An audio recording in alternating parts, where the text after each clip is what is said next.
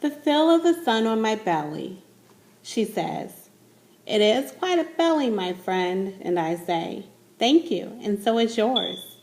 We talk, but not too much. Elephants, like gorillas, do not waste words. Stella used to perform in a large and famous circus, and she still does some of those tricks for our show. During one stunt, Stella stands on her hind legs while Snickers jumps on her head. It's hard to stand on your hind legs when you weigh more than 40 men. If you are a circus elephant and you stand on your hind legs while a dog jumps on your head, you get a treat. If you do not, the claw stick comes swinging. Elephant hide is thick as bark on an ancient tree, but a claw stick can pierce it like a leaf. Once Stella saw a trainer hit a bull elephant with a claw stick. A bull is like a silverback, noble, contained, calm like a cobra is calm. When the claw stick caught in the bull's flesh, he tossed the trainer into the air with his tusk.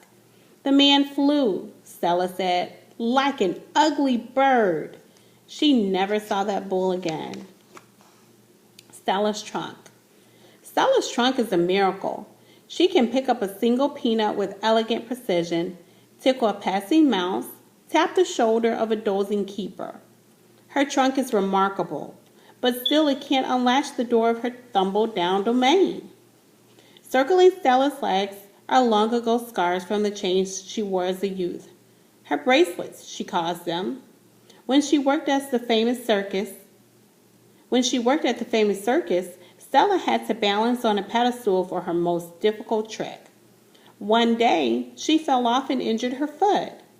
When she went lame and lagged behind the other elephants, the circus sold her to Mac. Stella's foot never healed completely. She limps when she walks, and sometimes her foot gets infected when she stands in one place for too long.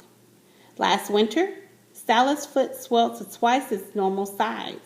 She had a fever, and she lay on the damp, cold floor of her domain for 5 days. They were very long days. Even now, I'm not sure she's completely better. She never complains, though, so it's hard to know.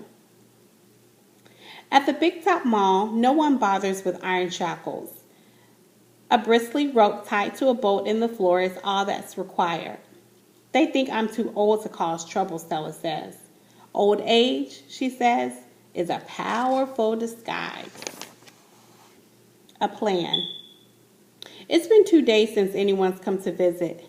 Mac is in a bad mood. He says we are losing money hand over fist. He says he is going to sell the whole lot of us. When Thelma, a blue and yellow macaw, demands, "Kiss me, big boy," for the 3rd time in 10 minutes, Mac throws a soda can at her. Thelma's wings are clipped so that she can't fly, but she still can hop. She leaps aside just in the nick of time. "Parker up," she says with a shrill whistle. Mac stomps to his office and slams the door shut. I wonder if my visitors have grown tired of me. Maybe if I learn a trick or two, it will help. Humans do seem to enjoy watching me eat. Luckily, I am always hungry. I am a gifted eater. A silverback must eat 45 pounds of food a day if he wants to stay a silverback. 45 pounds of fruit and leaves and seeds and stems and bark and vines and rotten wood. Also, I enjoy the occasional insect. I am going to try to eat more. Maybe then we will get more visitors. Tomorrow, I will eat 50 pounds of food, maybe even 55. That should make Mac happy. Bob. I explain my plan to Bob. Ivan, he says, trust me on this one. The problem is not your appetite. He hops onto my chest and licks my chin, checking for leftovers. Bob is a stray, which means he does not have a permanent address. He is so speedy, so wily, that mall workers long ago gave up trying to catch him. Bob can sneak into cracks and crevices like a tracked rat. He lives well off the ends of hot dogs he pulls from the trash. For dessert, he laps up spilled lemonade and splattered ice cream cones.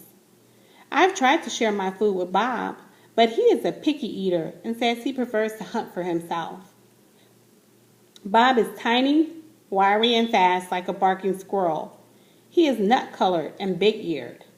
His tail moves like weeds in the wind, spiraling, dancing. Bob's tail makes me dizzy and confused. It has meanings within meanings, like human words. I am sad, it says. I am happy, it says.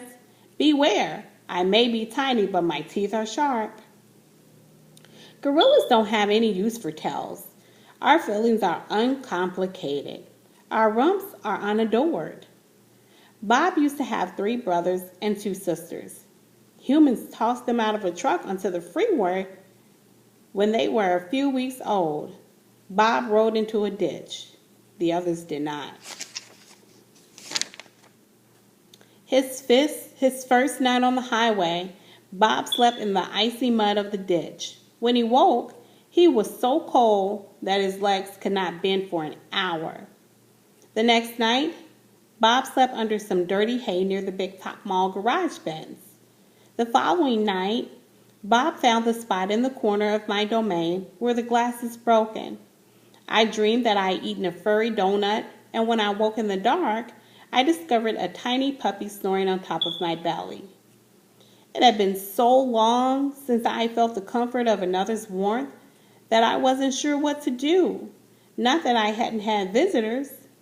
Mac had been in my domain, of course, and many other keepers.